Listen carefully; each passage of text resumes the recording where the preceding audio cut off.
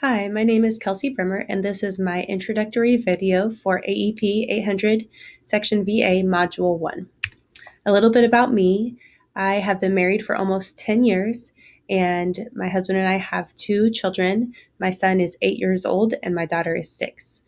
I live and teach in Council Grove, which is where I was born and raised.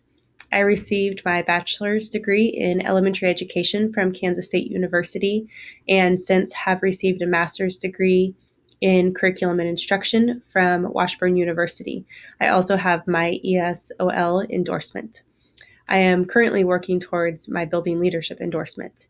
I have 15 years of classroom experience. 14 of those years have been in kindergarten, and I spent 1 year in second grade when I first moved back to my current district. I was previously employed in Gary County and spent 8 years there. And then my husband and I decided to relocate back to Council Grove, and I've been teaching here for 7 years.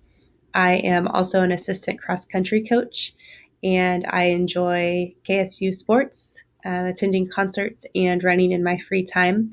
My top priority is my family. They come first, and in our life, family is everything. The school I work at is Council Grove Elementary. It is a pre-K through 6 building with approximately 390 students. We have seen our enrollment grow in the last couple of years. We have very little diversity in our population. What diversity we do have is typically socioeconomic diversity. We are one-to-one with Chromebooks in all grades pre-K through 12. Our Chromebooks are equipped with student-friendly platforms and programs. The primary Chromebooks use Clever, and students are able to sign in with a individual QR code, and it gets them to their personal accounts with some of the programs we use to support instruction, such as Zern, IXL, Prodigy, and MobiMax for math, and iStation for reading. The upper grades do use Google Classrooms in their rooms as well. We are beginning to implement the use of interactive technology in our classrooms. My classroom was the first in our building to receive an interactive projector, and since then we have been working to get that into other primary classrooms. It is in all 3 kindergarten classrooms, as well as the pre-K classroom now, and the next step is to get that technology into first grade classrooms. Our students also receive computer lab time. This is during our building level PLC teacher time. So students go to computer lab 1 week and guidance the following week. So they're getting 40 minutes of computer lab time every other week. Classroom teachers have been provided MacBook Air laptops, as well as classroom iPads for teacher use. And we also have document cameras, projectors, and some classrooms are equipped with Apple TVs. We use a building-wide digital communication app called Class Dojo to support behavior and communicate with families. Several teachers also use Remind 101 and Seesaw for parent communication. The impact that technology can have on student learning and school improvement. I believe that through the proper use of technology, it can positively impact student achievement through supporting direct instruction, use of progress monitoring, and reaching students through various channels.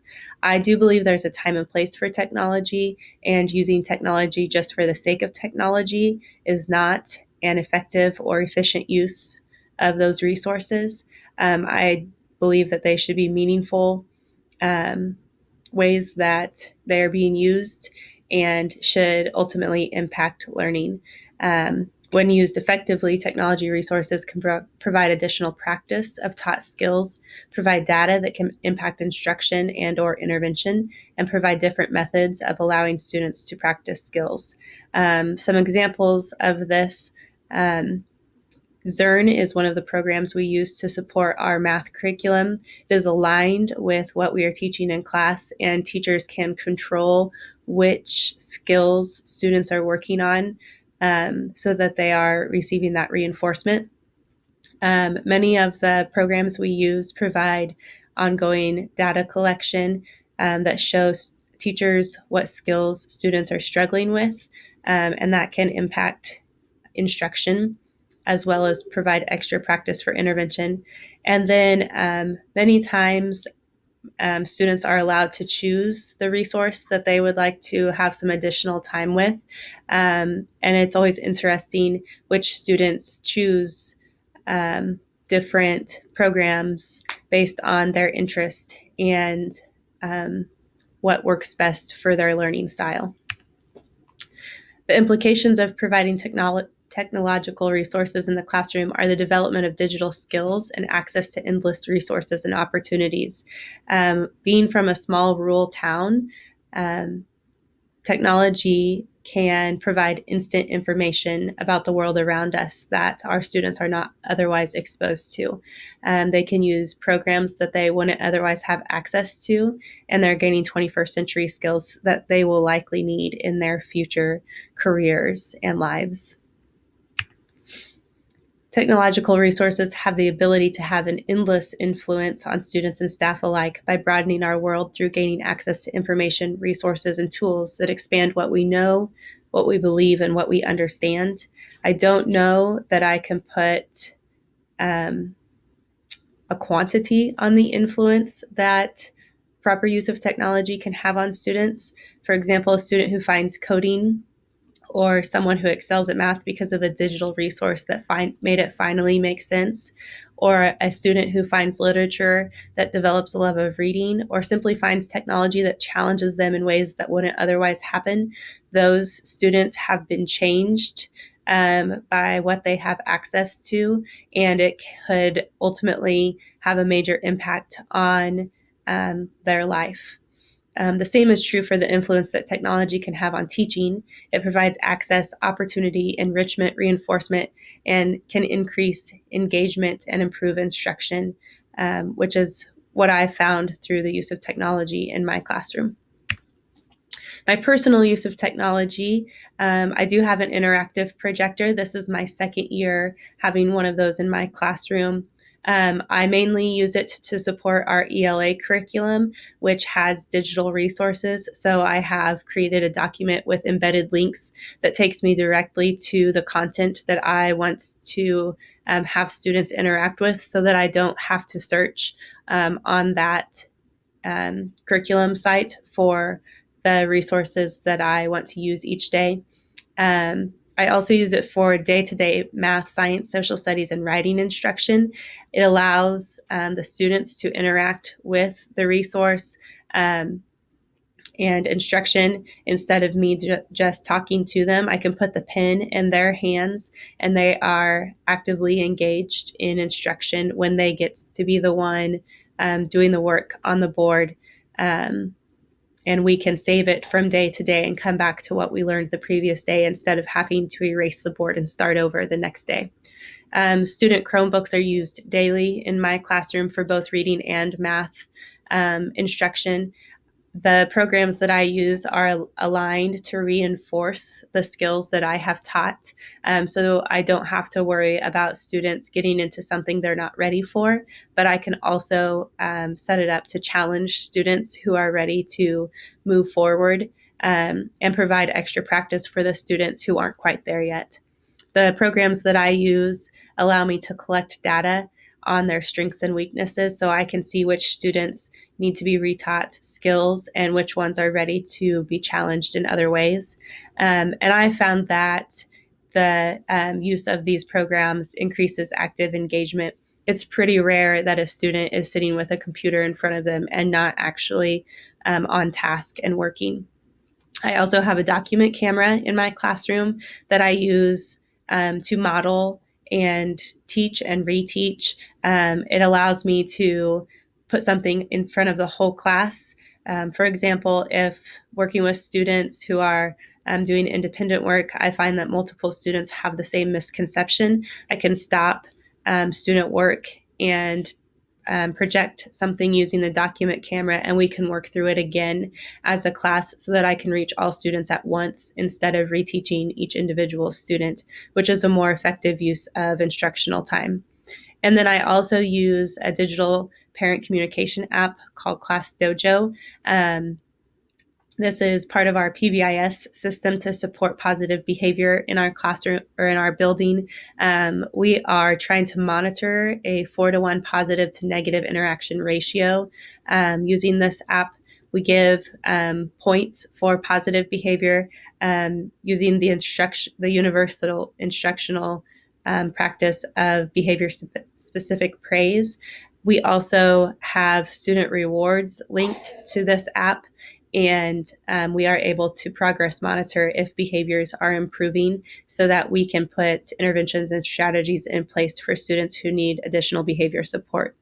This communication app also promotes transparency, so I can easily provide pictures and videos of what's going on in our classroom so parents can see the day-to-day happenings of our room. And it promotes positive contact with home. I can instantly send messages or those pictures or videos to parents and families and just explain to them or mention briefly if their child is having a great day or working hard. And those positive behavior points that students are receiving are also visible by parents so they can see the great things their kid is doing each day. And I found that this is instant and improved communication with parents because some of the harder to reach parents who are hesitant to come into the building or return a phone call or email, this app is a lot like using Facebook or social media. And so it's a free app that they can put on their smartphones. All 100% of my students have a parent connected this year, and parents are much more likely to respond to Class Dojo messages than they would often a phone call or email. My proposed plans for improving instruction in my classroom and building wide. I plan to support teachers as we continue to implement the use of interactive projectors in the primary grades.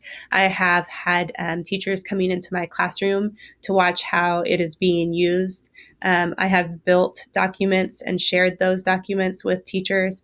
Most recently, the preschool teacher received her document camera as well as our third kindergarten teacher. And so I embedded links appropriate to their curriculum into their own documents so that they could easily access the same resources that I have access to. I also spend time in other teachers' classrooms before and after school and during my plan time to help them if they get stuck with something or just need some additional support. I also plan to provide additional training and expectations for the use of our school-wide parent communication and behavior management system. This is that parent communication app that we use. It is a building-wide expectation that was established this school year, and myself as well as a team that worked on this action plan have been asked to continue to provide staff training so that we are all using it consistently across the building and students have a clear understanding of our expectations. And then I plan to continue seeking out additional digital resources that will impact student learning as well as classroom instruction to impact learning in my classroom and building wide. When I find new things that work or exciting for students, I like to share those with my coworkers, and they do the same and share those ideas with me. Recently, I started using a resource called Storylines to bring more literature into the classroom. That was a resource that I found from one of our first grade teachers, and I like to provide the same to my coworkers. The funding impacts the purchase of additional interactive projectors. As I said, right now we have it in our pre-K and kindergarten classrooms, but the goal is to at least get that throughout our first grade and second grade classrooms. So I will continue to be involved in that implementation, and our district has a plan in place to make that happen in the coming years. I will also provide training through faculty meetings and will provide teacher support throughout the day and the year, so it's at no additional cost to the district. We are very fortunate in our district to have the support of technology that we have.